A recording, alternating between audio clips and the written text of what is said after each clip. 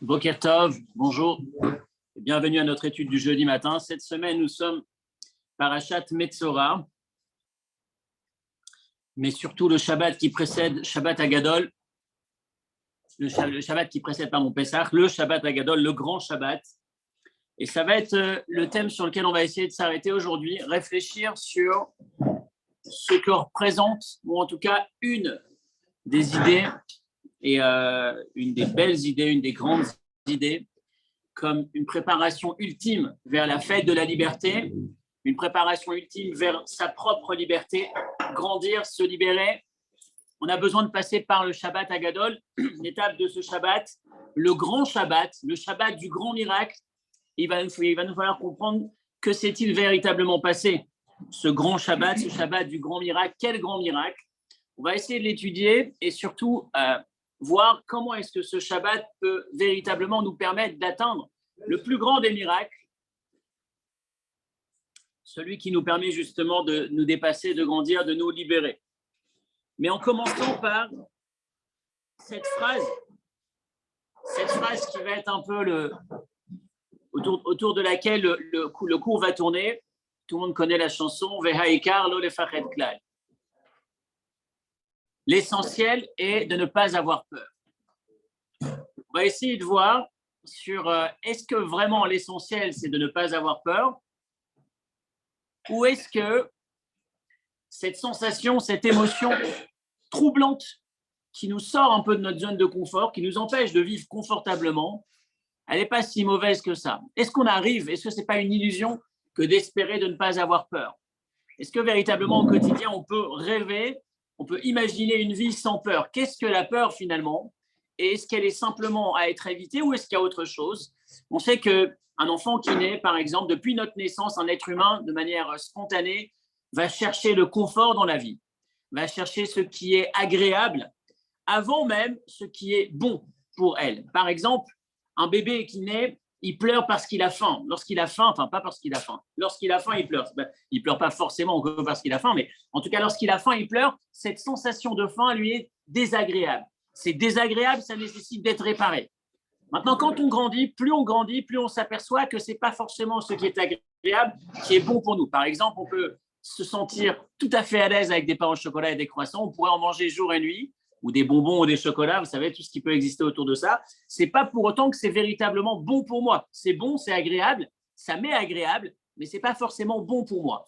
Plus on grandit, plus on s'aperçoit que le but à rechercher dans la vie, ce n'est pas forcément le confort ou le fait que ce soit agréable, mais ce qui est véritablement bon pour moi. De l'autre côté, par exemple, à l'inverse, passer des années d'études difficiles, ce n'est pas agréable, mais c'est véritablement bon. On sait que c'est ce qui nous permettra d'avoir une vie convenable par la suite. Donc, au départ, on est dans la recherche du confort, de ce qui est agréable. C'est notre priorité, si on peut dire. Et plus on mûrit, plus on grandit, plus on apprend que dans la vie, ce qui compte, ce n'est pas forcément ce qui est agréable, mais ce qui est véritablement bon pour moi, pour l'avenir. Et dans ces conditions, la peur, c'est forcément désagréable. Donc, on souhaiterait ne jamais avoir à avoir peur parce que ça nous donne ça nous place dans une sensation, dans une position d'incertitude qui est tout sauf agréable. Et d'où la question, est-ce que véritablement c'est la peur le problème? Ou alors, j'ai bien aimé cette phrase que j'ai découverte cette semaine, le courageux comme le peureux, les deux ont peur, ou les deux sont face à des peurs. La différence entre les deux, c'est que le peureux a peur face à la peur, alors que le courageux n'a pas peur face à la peur. La peur ne lui fait pas peur. Un peu fou comme phrase, mais j'aime bien parce qu'à la fin du cours, elle prend beaucoup de sens et elle nous permet de regarder notre vie autrement. Et tout ça autour, bien évidemment, du thème qu'on a introduit, Shabbat Agadol, le grand Shabbat, le Shabbat qu'on s'apprête à vivre, le Shabbat qui précède la fête de Pessah, la Shabbat du grand. Qu'est-ce qu'il y a comme grandeur? Alors, prenons les sources. Que s'est-il passé véritablement ce Shabbat Agadol? On remonte en 2448 de la création du monde. Cette année-là, le peuple juif est esclave en Égypte. Il vient de passer 210 ou 86 années d'esclavage difficile, 210 années en Égypte, mais l'esclavage plus ou moins souple, on en a parlé des années précédentes. Quoi qu'il en soit, la dernière année de cet esclavage, voilà que les plaies se sont abattues, 9 sur 10 se sont déjà abattus sur l'Égypte. Et on arrive maintenant à ce moment où Dieu va demander à Moshe de transmettre au peuple juif le commandement suivant. Be'asor la chodesh hazeh, le 10 de ce mois-là, le 10 du mois de Nissan, il faudra que le peuple juif prenne un agneau, l'accroche au bout de son lit chez lui à la maison, et puis ensuite le prépare à l'égorger le 14 Nissan, le jour où se produira la 10e plaie, l'ultime plaie qui permettra au peuple juif de sortir définitivement d'Égypte, d'être enfin libéré de cet esclavage. Ils vont le faire, et donc c'était le 10 Nissan, c'était un Shabbat à l'époque. Et qu'est-ce qui s'est passé? Les Égyptiens arrivent, ils étaient choqués de voir tout le peuple juif en train d'accrocher, de prendre, d'aller chercher un agneau. Premier réflexe spontané, l'agneau étant l'idole de l'Égypte, si le peuple juif achète tous un agneau, j'imagine, je me mets à leur place, ils se sont dit à ce moment-là, tiens, enfin, ils deviennent idolâtres, eux aussi. Ou ils commencent à s'inscrire véritablement dans notre culture. Ils leur posent la question et là, on leur donne une réponse complètement différente. Non, pas du tout. On a décidé de combattre l'idolâtrie. On a décidé de s'en débarrasser définitivement. Et on va prendre cet agneau et on va justement l'égorger parce que le 14 Nissan, dans 4 jours, on l'égorgera parce qu'enfin, on sera libre, on sortira d'Égypte, c'est fini. On va vous laisser derrière. Comment est-ce qu'on va mourir? Excusez-moi, si vous pouvez juste couper votre micro, s'il vous plaît. Okay. Ouais, je ne sais pas comment est-ce qu'on fait pour couper le son. Sur l'ordinateur, c'est plus simple. Sur le téléphone, je n'ai pas encore la main pour arriver à facilement couper le son des autres. À vous? D'accord. Bon, super. On s'apprête à égorger cet agneau parce que les premiers-nés vont mourir et on sortira d'Égypte. Et lorsque les Égyptiens apprennent cela, 2 miracles. Le premier, les Juifs n'ont pas peur d'affirmer cette chose. Et le deuxième, les Égyptiens ne font rien. En souvenir de ce miracle, on célébrera Shabbat. Ce miracle a eu lieu un Shabbat et ce miracle sera donc célébré le Shabbat qui précède Pessah. Il y a quand même une question, une interrogation autour de ce miracle, autour de cet événement, c'est que c'est la seule et unique fête, le seul et unique événement que l'on célèbre et que l'on marque pas en fonction de la date du calendrier, alors que toutes les fêtes sont marquées autour du calendrier. Le 15 Nissan pour Pessah, le 15 Tishri pour Rosh Hashanah, pour Sukkot, le 1er Tishri pour Rosh Hashanah, le 10 Tishri pour Kippour. On va avoir Shavuot. Shavuot, c'est lié au décompte du Homer. Mais en général, c'est toujours une date précise dans le mois. Vous avez Hanouka, c'est le 25 Kislev. Purim, c'est le 14 Adar. On a toujours une date qui est liée au mois. La seule et unique exception, c'est celle-là, c'est cette fête qui n'est pas la fête du Shabbat Agadol, où l'on célèbre ce miracle, ce grand miracle. On ne célèbre pas le 10 Nissan, mais on le célèbre le Shabbat.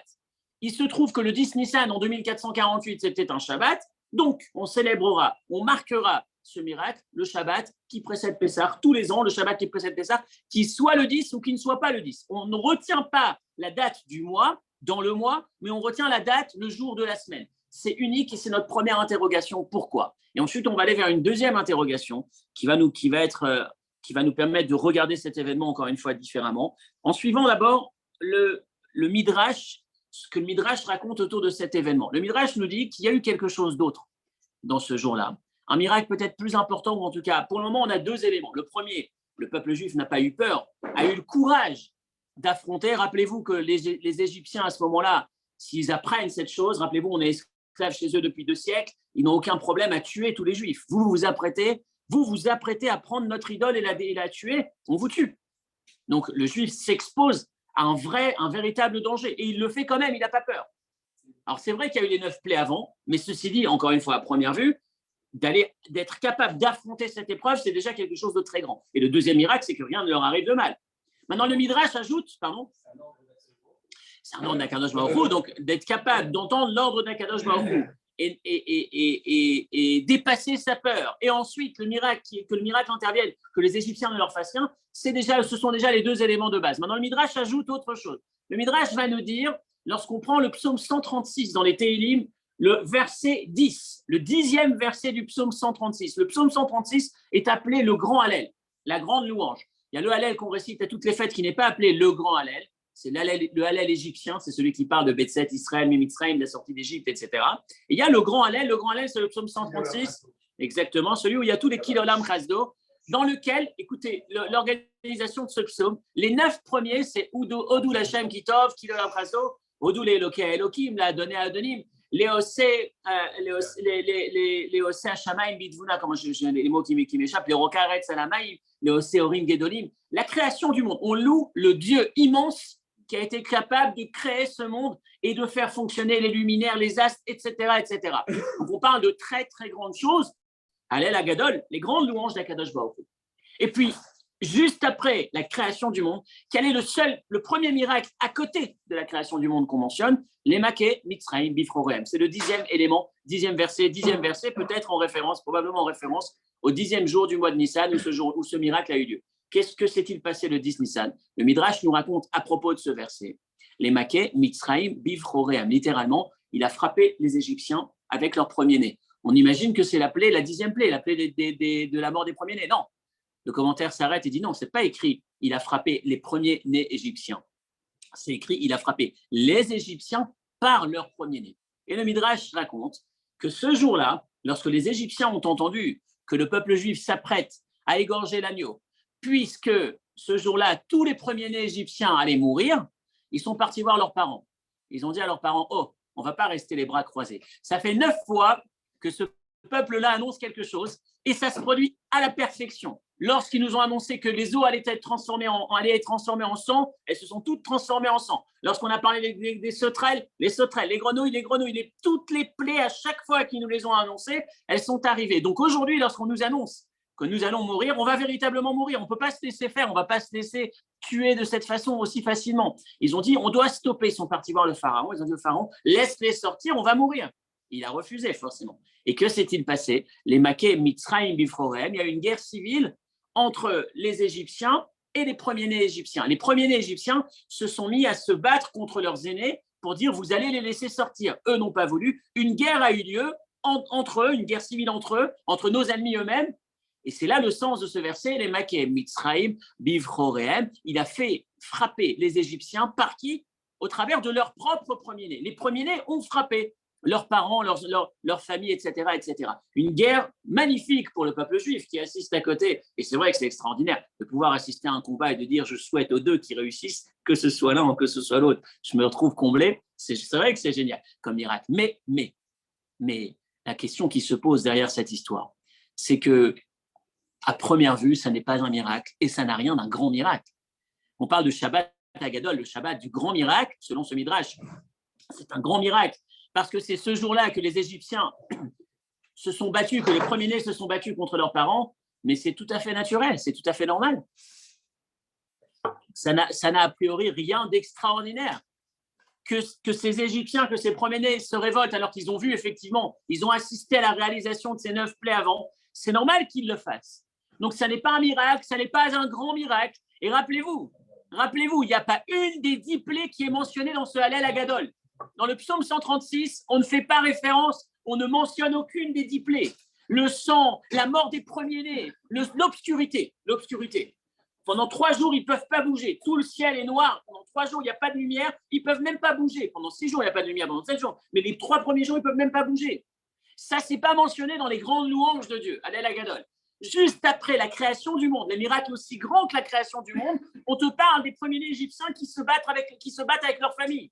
Mais que les premiers-nés égyptiens se battent avec leur famille, ça n'a a priori rien d'un grand miracle. Ça a l'air d'être un événement tout à fait standard, naturel, envisageable, enfin escompté presque. Lorsqu'ils entendent qu'ils allaient mourir, c'est normal qu'ils interviennent et qu'ils se battent. Pourquoi est-ce qu'on mentionne ça alors qu'on ne mentionne pas les autres miracles qui eux, sont véritablement des miracles extraordinaires? Qu'est-ce qui se cache derrière ce grand Hallel, cette grande louange? Qu'est-ce qui se cache derrière ce grand Shabbat, le Shabbat du grand miracle? On ne voit pas vraiment le miracle. Et pourquoi? De notre première question, et on résume nos 2 questions. Pourquoi? Depuis quand est-ce qu'on marque la date d'un événement, la date d'une fête? Depuis quand est-ce qu'elle est célébrée le jour de la semaine? Et pourquoi est-ce qu'elle ne serait pas célébrée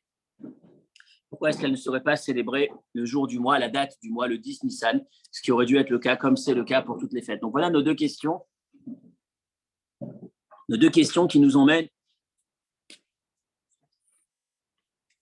donc à revisiter le Shabbat qu'on s'apprête à vivre. Et je pense que c'est la plus belle des préparations. Vous savez qu'on a l'habitude de dire dans ce cours et dans d'autres cours aussi que c'est pas comparable une fête lorsqu'on rencontre la fête et qu'on se retrouve confronté, entre guillemets, surpris par la fête et qu'on dépasse la fête, on l'a subie ou on la vit à peine. Bon, c'était aujourd'hui c'est Pessah, enfin demain c'est Pessah, aujourd'hui c'est Pessah, puis ensuite le lendemain c'est hier c'était Pessah. C'est incomparable avec lorsqu'on a pu prendre quelques minutes, quelques heures, quelques moments de réflexion sur ce que l'on s'apprête à vivre, si on arrive à se préparer à la fête. Et en fait, dans ce qu'on est en train de voir aujourd'hui, on va essayer de voir Shabbat Hagadol, se préparer à Shabbat, qui va nous permettre de nous préparer à la véritable possibilité que l'on ait de pouvoir se transformer, se dépasser, devenir véritablement libre à l'occasion de la fête de Pessah, cette fête de Yetziat Mitzrayim, de cette liberté. Comment est-ce qu'on peut faire en sorte pour que cette année, Shabbat Hagadol ait plus de sens et que Pessah soit différent? Et c'est ce qu'on va essayer de faire au travers de ces deux questions. Qu'est-ce qui se cache derrière le Shabbat Hagadol? C'est quoi ce grand miracle? Et pourquoi est-ce que c'est mentionné? Pourquoi est-ce que c'est célébré autour du jour de la semaine? Alors, nos maîtres vont nous dire, vous avez probablement déjà entendu cette idée, l'idée classique, la semaine, c'est forcément le cycle de la nature. Le monde a été créé en 7 jours, et c'est la raison profonde pour laquelle tous les peuples, toutes les cultures actuellement, en tout cas la majorité du monde, je pense, a basé son calendrier, en tout cas sa semaine, sur un cycle de 7 jours. 7 jours, ça représente le cycle classique régulier de l'année. D'ailleurs, pour ceux qui n'étaient pas, mais Shabbat après-midi, on a étudié un très joli texte autour du calendrier, le soleil et la lune. Et cette histoire du compte des mois et des années, j'ouvre une toute petite parenthèse, c'est vrai que c'est assez un sujet qui revient chaque année. Comment se fait-il qu'on ait un calendrier où le début de l'année, c'est à Tishri et le premier mois, c'est à Nissan? Qu'est-ce que ça représente? Donc, je referme la parenthèse. C'était un sujet sur lequel on s'est longuement arrêté Shabbat après-midi. Je reviens à notre sujet. La semaine, c'est le cycle nature, le cycle régulier. Tous les matins, le soleil se lève, tous les soirs, le soleil se couche. Et ce cycle va sur 7 jours. Pourquoi 7 jours? Parce que la création du monde, c'était 7 jours. Et on reprend. Et en vérité, si on s'arrête aux semaines, on pourrait avoir semaine après semaine sans s'arrêter. Il n'y a ni mois ni année. On continue, enfin, on pourrait dire année, si on parle de saison. Mais globalement, le cycle de la nature s'auto-suffit, j'ai envie de dire. Tous les jours, le soleil se lève, se couche. C'est le cycle classique naturel des choses. Vient ensuite le système de la lune et du mois. Lorsqu'on parle de mois, il y a quelque chose qui se renouvelle, qui est différent, qui progresse chaque jour. Et Chodesh, qui veut dire mois, en hébreu veut dire aussi nouveau, nouvel élément, renouveau. Chodesh, Rosh Chodesh, on a, la lune n'était plus, elle revient, elle réapparaît, elle se renouvelle. Il y a une nouvelle lumière qui descend sur Terre. C'est un peu la différence entre ce qu'on va appeler le cycle de la semaine, c'est la manifestation classique de la création, de la nature, Dieu dans la nature, classique. Le mois, c'est Dieu qui apparaît de manière nouvelle, inattendue d'une certaine manière, même si c'est plus ou moins attendu, mais le symbole de la lune, c'est ça disparaît, ça réapparaît, c'est toujours différent. C'est jamais la même chose. Chaque jour, la lune n'est pas exactement dans la même position, c'est toujours différent. Il y a toujours quelque chose qui dépasse le cadre de la nature. C'est la raison pour laquelle toutes nos fêtes sont marquées sur le calendrier, sur la date du mois, parce que chacune de nos fêtes, c'est un événement qui a été miraculeux. Miraculeux signifie hors nature, hors cadre. On ne s'y attendait pas, on a été surpris. Dieu s'est manifesté en transcendant les règles de la nature, en dépassant les règles de la nature. Et de ce fait, la date à laquelle on va célébrer l'événement, c'est la date qui est liée au mois. Waouh! C'est la date qui est liée au mois Chodesh, Chadash, quelque chose de nouveau, une lumière divine, nouvelle, inattendue, miraculeuse. Ça, c'est la raison pour laquelle toutes les fêtes sont célébrées autour du mois. Alors, dans ce sens, dans cet esprit, quelle est la nouvelle, quelle est l'invention, quelle est la nouveauté ou quelle est la particularité, du Shabbat Hagadol? Shabbat Hagadol, c'est Dieu qui nous dit non. Cette fois-ci, on ne va pas célébrer l'inattendu. Cette fois-ci, ce que je vous demande de célébrer, ce n'est pas le miracle qui sort de la nature. Je voudrais que vous appreniez à célébrer Shabbat, le cycle de la nature. C'est la nouvelle extraordinaire que comporte ce Shabbat. N'attends pas un miracle pour découvrir la grandeur ou la réussite dans ta vie. Apprends. Tu sais quel est le plus grand miracle? Lorsque tu es capable de regarder ta propre existence classique et découvrir le bien et le potentiel extraordinaire que tu possèdes, ça, c'est un miracle encore plus grand. Le miracle ne se trouve pas exclusivement lorsque tu sors d'un événement extraordinaire qui dépasse les règles de la nature. Apprends à regarder ta propre semaine, ta propre nature, ta propre personne et découvrir le potentiel extraordinaire que tu possèdes. C'est un miracle encore plus grand. C'est la meilleure des préparations pour arriver à se libérer. Shabbat Hagadol. C'est la nouvelle justement de ce Shabbat. Vous savez, n'importe qui, n'importe quelle personne qui est enfermée dans une difficulté, qu'est-ce qu'elle attend? Elle attend la lumière, elle attend le miracle, elle attend que la solution vienne de l'extérieur. Et Shabbat Hagadol dit non. Ne crois pas que la solution se trouve à l'extérieur. La solution se trouve à l'intérieur. Regarde autrement ta personne. Vous savez qu'on est à la veille du 11 Nissan. On en parle depuis quelques semaines, quelques mois. Au Bet Rabat, ça fait 2 mois qu'on a lancé tous les projets autour du 11 Nissan. Et d'ailleurs, si parmi vous, certains veulent nous rejoindre ce Shabbat, on organise un Shabbat spécial à la veille du 11 Nissan, le 120e anniversaire du Rabbi. 120e anniversaire du Rabbi, ce n'est pas une date classique. En Israël, hier soir, il y avait un événement qui réunissait au stade de Jérusalem, stade Tadi, 30-35 000 personnes y parlaient hier soir. C'est un événement extraordinaire autour justement de cette célébration, l'anniversaire du Rabbi. L'anniversaire du Rabbi, ce n'est pas juste l'anniversaire qu'on célèbre pour un anniversaire comme un autre, d'une personne qu'on aime ou d'une grande personne. C'est l'anniversaire, la représentation du message de la vie du Rabbi. Entre autres, parmi les messages principaux qu'on entendait dans la vie du Rabbi, dans ces dizaines de milliers ou je ne sais combien de rencontres qu'on a enregistrées, qu'on a aujourd'hui, des messages, des échanges qu'on a entre le Rabbi et dans ses correspondances avec qui que ce soit, c'était exactement ce message, entre autres. C'était ne va pas chercher la solution à l'extérieur. Ne crois pas que tout se trouve à l'extérieur et que toi, tu es enfermé dans cette petitesse. La solution se trouve, le plus grand des miracles, tu le possèdes à l'intérieur. Change de regard sur toi. Et c'est ce qu'on va essayer de voir aujourd'hui. On va développer ça à travers une analyse extraordinaire autour de la peur ou des peurs. Je trouve ça extraordinaire. J'ai découvert ça en étudiant un peu, en regardant un peu partout sur Internet. Entre autres, il y a pas mal de choses qui sont très, très riches. Et comment est-ce que c'est lié à ce Shabbat? Comment est-ce que c'est lié à la Torah? C'est vraiment un enseignement magnifique. Ça fait déjà un certain nombre d'années que je raconte cette histoire. Donc, ceux qui l'ont entendu probablement au Shabbat plus que le jeudi, c'est l'histoire de ces Indiens qui vivent dans cette tribu indienne, qui vivent reculés du classique de la nature, du monde moderne, si on peut dire, un peu reculés de tout ça, un peu en retrait de la technologie, et qui vont voir leur gourou chaque fois, pour leur gourou, leur maître, leur chef, si on peut dire, pour leur demander les éléments qu'ils ont besoin de connaître. Il est réputé comme étant un saint, quelqu'un qui connaît, qui peut prédire, et donc c'est la référence, c'est le maître, sauf que ce manque de peau, cette année-là, le maître en question, c'est un jeune qui a été nommé maître, mais qui n'a pas spécialement il ne sent pas qu'il connaît les choses. Et ils viennent le voir à la veille de l'hiver, ils lui disent chef ou maître ou je ne sais quoi, est-ce que tu peux nous prédire quel hiver allons-nous vivre? Comment est-ce qu'on doit s'y préparer? Il est un peu embêté parce qu'il n'a pas vraiment d'informations. Et donc il dit, bon, dans le doute, je ne peux rien de dire que ça va être un hiver difficile, il vaut mieux qu'il s'y prépare plutôt qu'il ne s'y prépare pas. Et il leur dit, ça va être un hiver, normalement, logiquement, un hiver assez froid. Et donc les gars se réunissent, les amis, on vient d'entendre que l'hiver va être très froid, il faut qu'on se prépare à couper du bois. Ils se mettent à couper du bois. Mais bon, au bout d'une semaine, 2 semaines, ils vont le revoir. Est-ce que ta prévision est toujours bonne? Est-ce que la prévision n'a pas évolué depuis?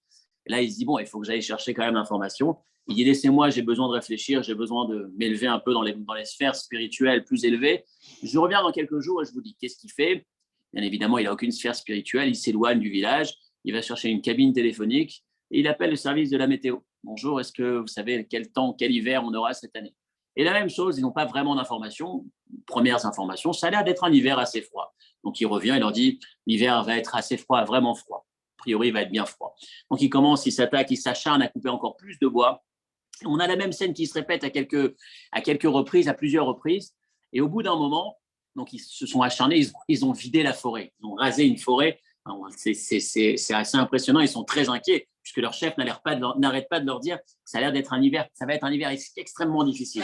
Et au dernier coup, dernier truc, est-ce que vraiment ça va vraiment être un hiver difficile? Ils posent la question et les gars leur disent, ça va être, le service de la météo leur dit, ça va être un hiver comme on n'a jamais connu, plus d'un siècle qu'on n'a pas connu cet hiver. Et là, le gars, il est choqué, il est impressionné, il dit, mais excusez-moi, est-ce que vous pouvez me dire d'où vous savez ça? D'où vous tenez qu'on va vivre un hiver exceptionnel? Il dit, on ne sait pas vraiment, on n'a pas tout à fait des données scientifiques, mais ce qu'on sait, c'est qu'il y a une tribu indienne dans une forêt qui a rasé la forêt, c'est que forcément qu'on s'attend à un hiver assez difficile. Et je trouve cette histoire très intéressante parce que à penser que la solution se trouve à l'extérieur, que les éléments sont déterminés à l'extérieur, hors de moi.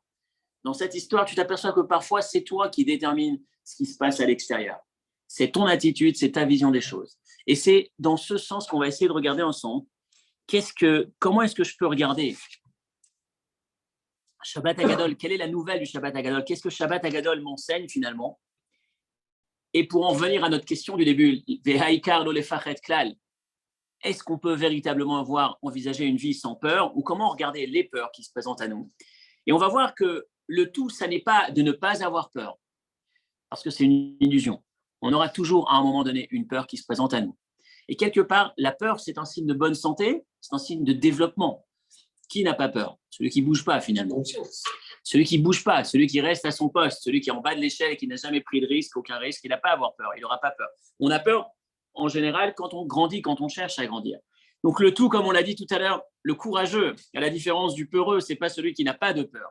Le courageux, il a des peurs, mais il n'a pas peur de ses peurs. Alors que le peureux a peur de ses peurs et c'est ce qui le paralyse. Comment faire? Shabbat Hagadol vient nous enseigner justement, regarde la nature, regarde le classique, regarde à l'intérieur et découvre ce très haut potentiel, cette opportunité que ça représente. Regarde la solution comme se trouvant à l'intérieur. Célèbre la nature, ne va pas chercher à l'extérieur. Et d'un coup, tu t'apercevras que tu as un regard différent, que tu grandis au travers de cela. Et je vais essayer de le voir en 3 temps. La première bonne nouvelle qu'on va voir quand on a une peur qui se présente à nous, c'est la mise en garde, l'attention qu'on va avoir. À partir du moment, si je n'ai peur de rien, s'il n'y a aucune peur qui se présente à moi, je ne fais plus attention. Est-ce qu'on a envie que son enfant n'ait peur de rien? Si un enfant n'a peur de rien, il va traverser la rue sans regarder. On a envie qu'il ait peur. La peur, si je la regarde de son point de vue positif, on veut que ce soit une peur modérée, on veut que ce soit une peur équilibrée, raisonnable. On ne veut pas que ce soit une peur qui paralyse, qui t'empêche de faire quoi que ce soit parce que tu as peur, mais que la peur elle-même soit une bonne nouvelle et pas simplement une mauvaise nouvelle. C'est certes pas agréable, mais comme on l'a dit tout au début, quand on est enfant, on cherche exclusivement ce qui est agréable. Mais plus on grandit, plus on s'aperçoit que ce n'est pas agréable le critère, c'est bon pour moi véritablement qui est le critère à chercher. Si cette peur m'apprend à faire attention, à faire davantage attention à ce qui va me permettre d'être sur le bon chemin, de grandir, c'est bon. Donc la première chose, lorsqu'une peur se présente à moi, l'affronter, la regarder, la célébrer en disant, tiens, si cette peur se présente à moi, c'est que j'ai une attention particulière, c'est une bonne nouvelle. Je vais devoir mettre davantage d'attention dans cette direction, dans cette direction. Donc, je ne regarde plus la peur comme paralysante. Quand est-ce que la peur est véritablement paralysante? Lorsqu'on évite de la regarder, lorsqu'on l'évite. Et là, quand on l'évite, on la laisse se développer et prendre des proportions inacceptables, me paralyser. Alors que lorsque je l'affronte et j'accepte de discuter, de la définir, entre guillemets, de voir effectivement qu'est-ce qui me fait véritablement peur et de voir la bonne nouvelle, le positif qu'elle comporte. La première chose, c'est plus une peur, c'est une zone qui attire mon attention. Faire attention parce qu'il y a un risque. S'il y a un risque, effectivement, je mets plus d'attention. Et dans ce sens, c'est une bonne nouvelle, ça me permet d'avancer. Le deuxième point, qui est probablement encore plus grand que la peur, encore plus grand, pardon, que l'attention, le premier mot, c'est d'être capable de redéfinir, de nommer la chose différemment. On a déjà abordé cette idée dans le passé, le nom qu'on donne aux choses. Est-ce qu'on considère simplement cette peur comme une peur, un stress, une angoisse, ou est-ce que je peux lui trouver un autre nom, et d'un coup qui est beaucoup plus positif? On raconte un des essais qui a été fait à Harvard. Ils ont pris un groupe d'élèves, un groupe d'étudiants qui a forcément, comme un peu tout le monde au départ, peur de parler en public. Qui n'a pas peur de parler au public au départ, avant d'avoir pris l'habitude ou de s'y être habitué ou d'avoir l'expérience? Ils ont pris 2 groupes. Au premier groupe, ils ont dit, si tu as peur, si tu prends peur ou une forme de panique ou de stress lorsque tu affrontes le public, lutte contre elle. Lutte contre cette peur et essaye de ne pas avoir peur. Dis-toi non, tu n'as pas peur. À l'autre groupe, ils ont dit, quand tu as peur, quand tu es devant le public, accepte cette peur, accepte d'avoir peur, sauf que tu n'appelleras pas ça de la peur. Tu vas sentir une émotion particulière, un stress comme ça, tu vas appeler ça une excitation face à ce nouvel événement qui te permet de grandir. Et dorénavant, tu parles en public. Tu auras une émotion particulière, mais ne l'appelle plus peur, inquiétude, appelle-la excitation face à ce passage de niveau. Et le résultat, devant le jury qui était devant et qui était en train de mesurer justement, le jury qui n'était pas au courant de cette expérience. Le jury, lui, était là pour estimer la capacité, l'aptitude, la prestation, la qualité de la prestation de ses élèves, comment est-ce qu'ils s'expriment en public. Le premier groupe a un niveau de prestation plus faible.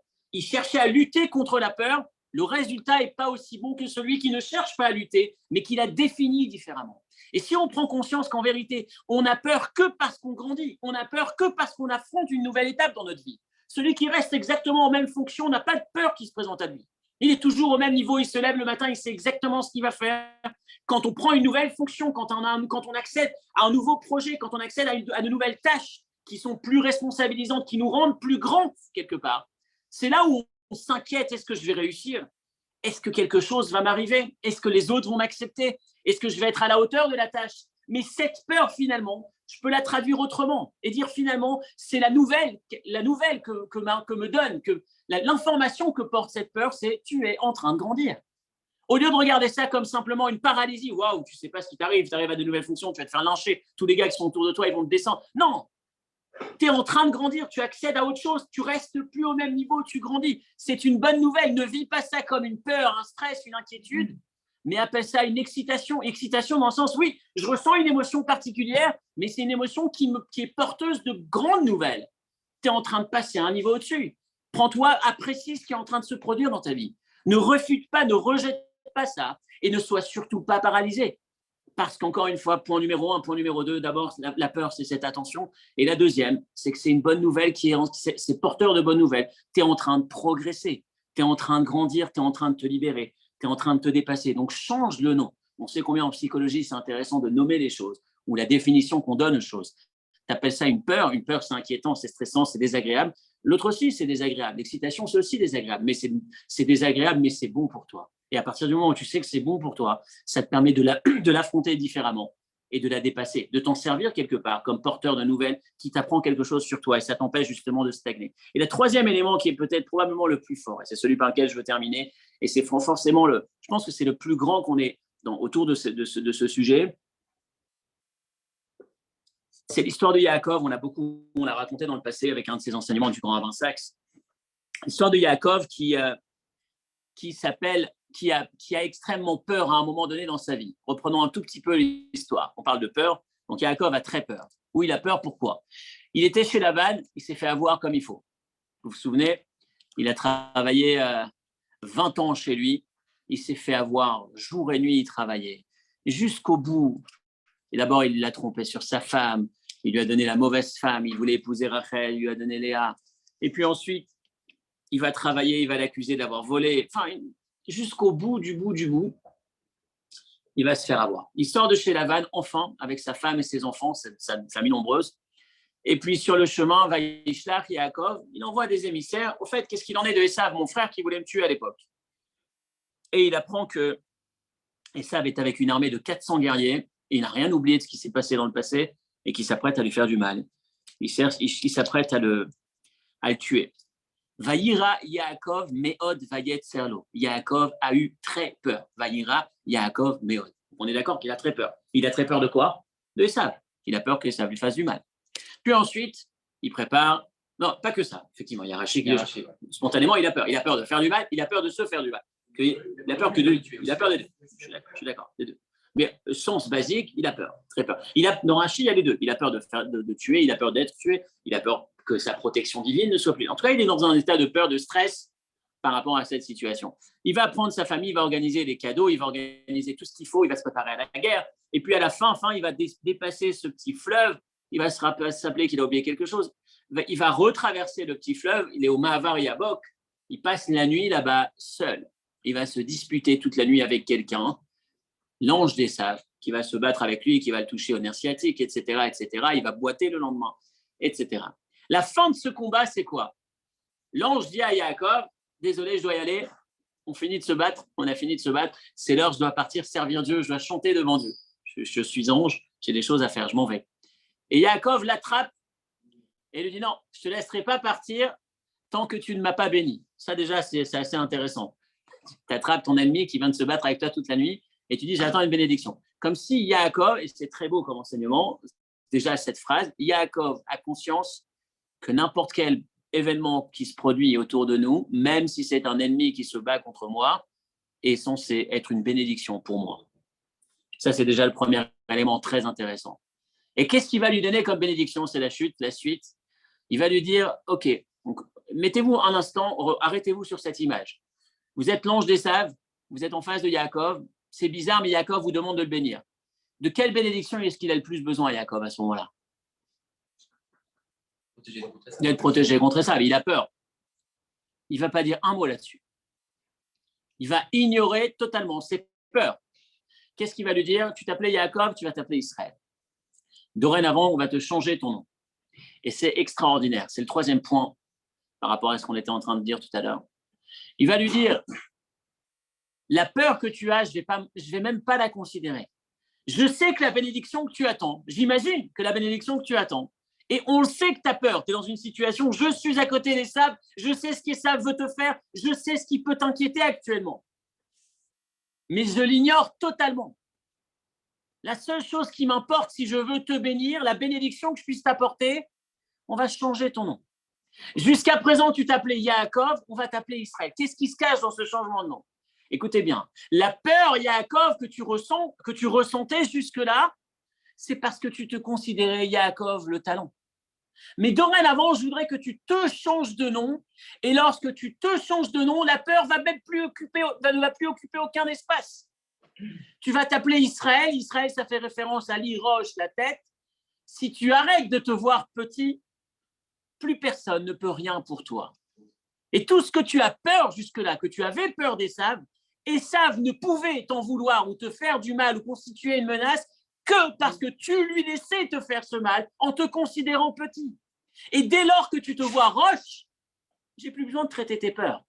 En hébreu, il y a une expression extraordinaire que je trouve ça génial. Quand on dit à quelqu'un « Ah, n'aie pas peur », on lui dit « Katan alecha ». Katan alecha en hébreu moderne, c'est « Ah, c'est petit pour toi ». C'est vrai, c'est petit pour toi. Ça veut dire, au niveau de ta grandeur, c'est pas l'élément en question, il occupe de l'espace, mais pas à ton niveau.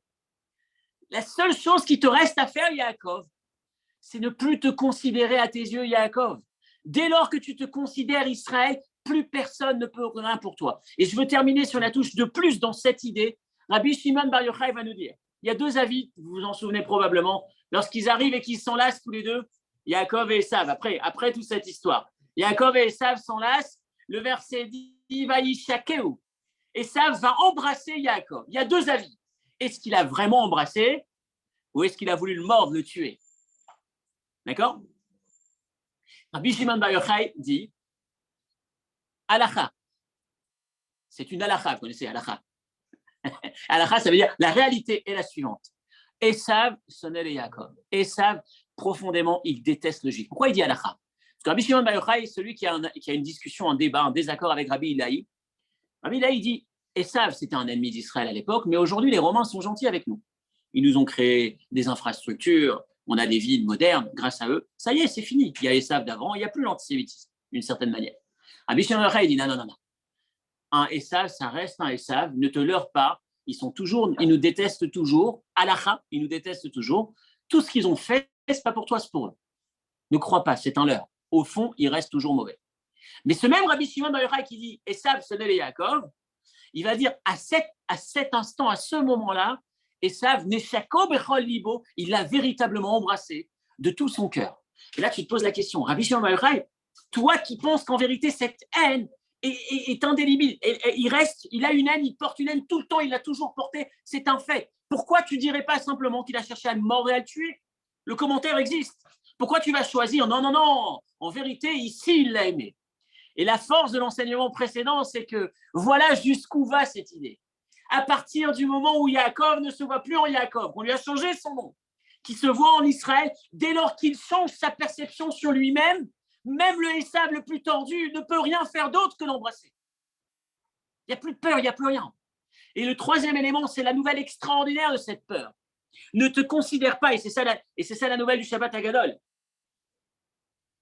Shabbat Hagadol, le miracle extraordinaire du Shabbat Hagadol, c'est regarde-toi autrement. Regarde, ne cherche pas, n'attends pas le miracle, n'attends pas que le miracle vienne de l'extérieur. Apprends à te voir, à avoir ton image. Et ça rejoint un peu le cours de la semaine dernière quand on parlait sur le langage. Combien est-ce que le langage est important lorsque, au travers du langage, on donne une image positive à l'autre. On crée la chose, etc. Maintenant, c'est par rapport à nous-mêmes. Lorsque Shabbat Hagadol arrive, c'est un Shabbat, c'est un miracle qui est célébré dans les jours de la semaine. Et c'est le miracle le plus extraordinaire. Quand tu regardes, les Égyptiens, on a posé la question, les premiers-nés qui se battent contre leurs parents, c'est normal, c'est naturel. Ce n'est pas un miracle. Et c'est là l'enseignement. C'est le miracle le plus grand. Lorsque Dieu transcende les règles de la nature, c'est rien pour Dieu. C'est un miracle. Bof. Dieu, il peut. Lorsque tu es capable de percevoir dans la nature ta grandeur, ça, c'est un grand miracle. C'est plus grand qu'un miracle classique. Lorsque tu es capable de percevoir un Kadosh Baruch Hu au travers de la nature, dans ton quotidien, dans ta vie classique, lambda, quand tu es capable de voir que derrière ce tout se cache l'opportunité, lorsque tu saisis la peur, pas comme une peur paralysante, lorsque tu affrontes dans le sens positif, tu regardes la peur comme une bonne nouvelle, soit parce qu'elle t'apprend où est-ce qu'il faut mettre l'attention, premièrement, soit parce qu'elle t'apprend que tu es en train de grandir. Et donc, tu la définis plus comme une peur, mais comme une excitation positive. Et troisièmement, soit parce qu'elle te permet justement de te redéfinir.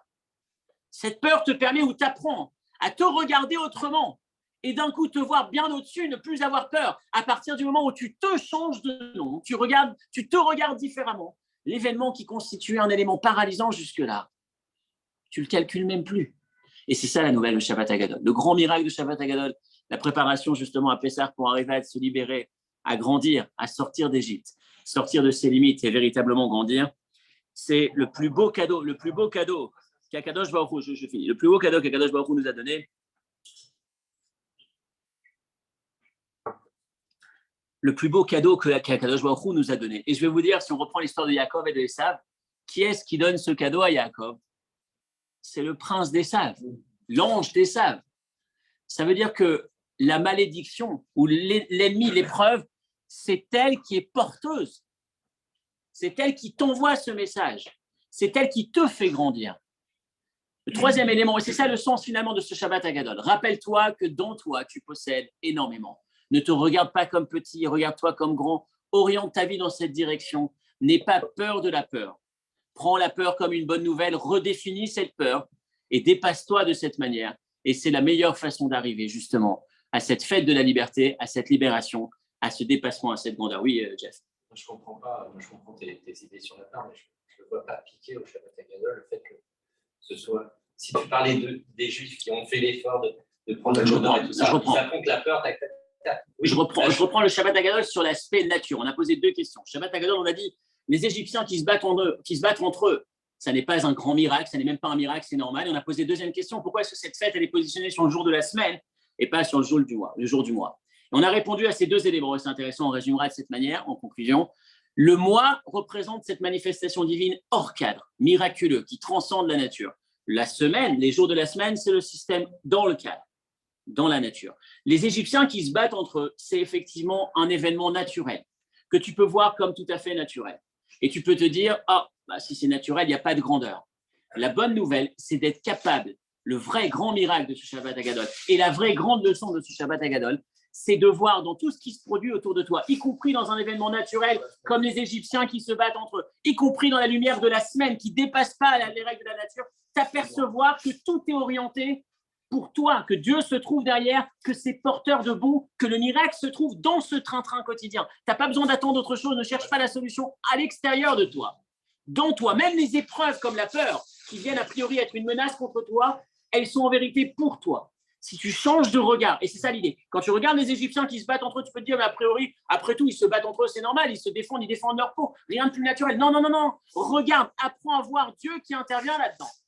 Il est là pour te permettre tout ce qui se passe, même les événements qui n'ont rien à voir avec toi, qui n'ont rien à voir avec une intervention extraordinaire, même ce qui est dans la nature, même ce qui est dans ton train-train quotidien, regarde-le comme porteur d'opportunités pour toi. Et là, tu te libères, là, tu grandis véritablement. Et là, tu utilises effectivement, c'est ce qui te permet d'utiliser tous ces événements comme porteurs de plus pour toi et de grandeur. Voilà la conclusion de notre étude. Pessah Kasher, Besameach et Shabbat Shalom.